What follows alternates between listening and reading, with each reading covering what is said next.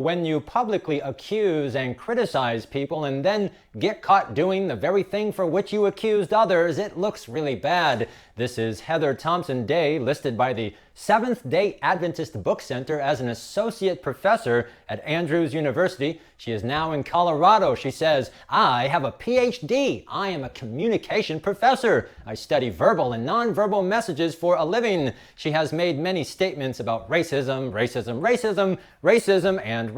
and statements about Black Lives Matter, all caps, exclamation points. Now, this is very important because she has no problem publicly describing and criticizing evangelicals as terrible people who don't want to help the vulnerable. Evangelicals are less likely to welcome refugees than non-believers. How did we sink so low? She repeats this criticism in several articles. Conservative Christianity seems to prefer to sacrifice others to save itself through cheering the current immigration policy. Evangelicals are the least likely to think mercy and aid should be given to immigrants, so she says, "I don't want to be associated with that brand of Christianity." Unlike these people, she says, "I am committed to loving my neighbor, which includes immigrants." Oh, really? Is that right? Dr. Edward Allred is the most notorious abortionist who boasted of killing over 250,000 children. He became famous for openly targeting minority children for violence,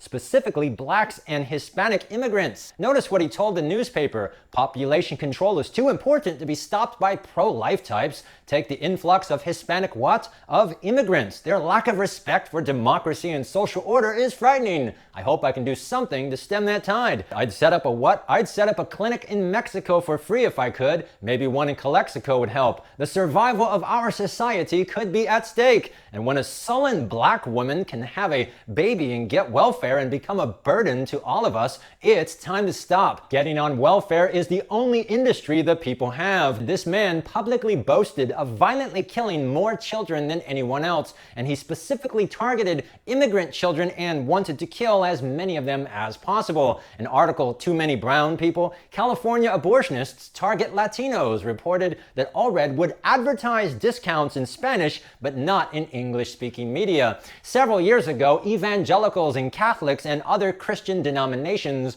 were horrified to see Adventist institutions name part of their university after Allred. They literally put up plaques on the wall saying that Allred will forever, read it for yourself, will forever be an example to our students. He is their inspiration for their economic philosophy. Tens of thousands, hundreds of thousands of vulnerable women came to this country, and Allred specifically targeted them to make money killing their children. And the flagship medical center of the Adventist Church has honored him as a distinguished ambassador for the healing ministry of Jesus Christ. Now, this man here was enduring terrible persecution and violence. Oh no, sorry, he was struggling financially and wanted to migrate to the USA. And when he got to the border, it was closed for the day and the line was too long, and he didn't want to wait in the line like others. No, he took his 2-year-old daughter and tried to enter illegally by swimming across the river. Unfortunately, both of them died. Well, Heather Day took this tragic story and said the heart-wrenching deaths of this man and his daughter embody the immigration policy cheered on by evangelicals. So to those of you watching this video, do you see that? When 2 people die, she will use their deaths to vilify other Christians. But when leaders in her own church literally honor and celebrate a man who violently killed 250,000 children, she has nothing to say. But wait, in another article, she says that she is horrified by children in cages and heartbroken. There are 4,000 immigrants housed in a facility meant for only 250. Notice, she publicly criticizes Christians in other churches for not giving the right answer on a survey, but when leaders in her own church say that a violent racist who targeted minorities is an example for Adventist youth, she says nothing. Now, some of you watching this video might be saying to yourself, "Andrew, she seems like a really caring and courageous person. If she knew about this, she would say something. She doesn't tolerate racism, Andrew. She probably doesn't even know about Allred. If she knew about this disgusting racist violence towards little helpless immigrant children, she would definitely say something."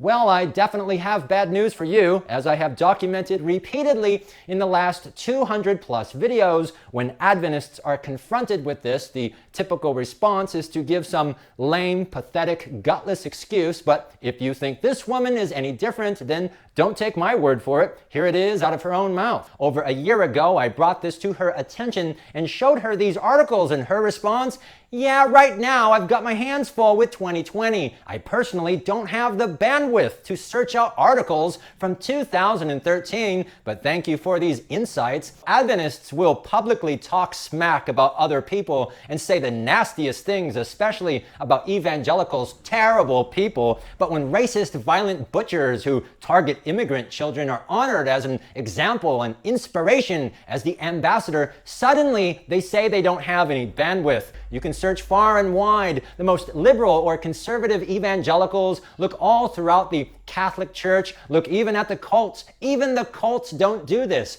Honoring the mass murder of little children is something very specific to Adventists in North America. But wait, there's more. The same woman who has no bandwidth for children who were tortured to death is the same woman who says the opposite of love is not hate, it's indifference. Now, you might be wondering, what in the world is wrong with Adventists, and why do they display such a disgusting degree of hypocrisy? The answer is quite simple. Official journals of the church document that Adventists accepted abortion in 1970 for the purpose of making money. But realizing that church members would not support this, the leaders kept it a secret. In the 1980s, however, evangelicals and Catholics began protesting Adventist support and practice of abortion on demand. And when these secrets got exposed in the international media, like the Washington Post, church leaders became creative and began to claim that killing children is a sacred religious freedom that must be protected. Now, this is demonic, but Adventists are so serious about this satanic belief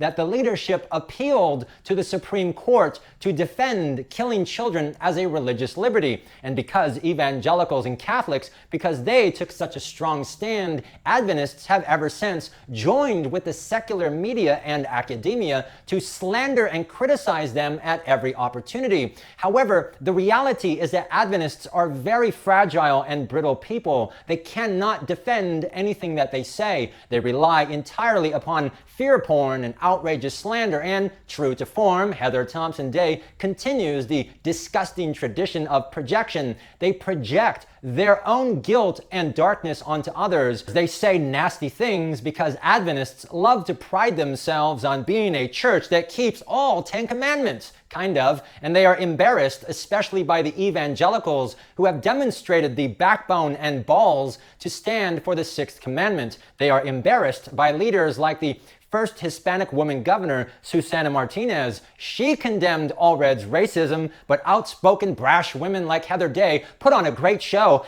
I'm heartbroken at these black executions. But when hundreds of thousands of little black boys and girls are violently dismembered while they are alive and executed, and when their murderer is literally honored and celebrated, suddenly she has no bandwidth. And do you know why? I'll tell you why. She and many other black Adventists are afraid. They are very afraid. This here is Richard Hart, Ted Wilson, Dr. Handysides, Ronald Wisby, Dr. Landless. These and other leaders within the Adventist Church have for many decades perpetuated the satanic belief that killing innocent children is a religious freedom, or they publicly honor Allred. And even though he publicly boasted of targeting black children, many black Adventists in North America will not complain because they know that if they complain, they will upset this crew right here. Heather Day knows that if she complains, it will make her unpopular. So instead, they publish smear pieces and tripe about those evangelicals.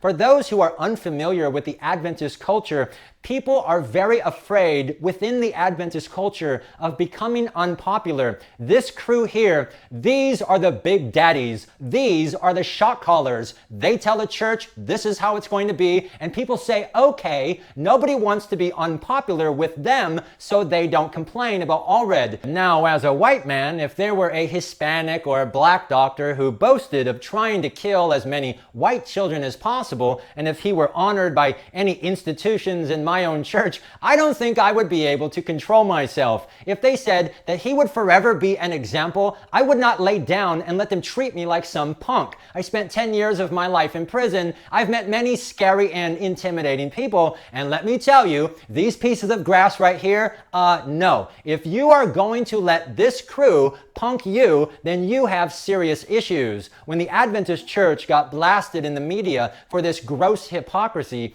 the Christian Post contacted the church headquarters. Director Garrett Caldwell said that he was just learning about the situation, even though it had already been news for a month, and did not have a comment at the moment. And oh, look, 8 years later, still no comment. Well, of course, here's Garrett Caldwell. Of course he wouldn't say anything because he's white.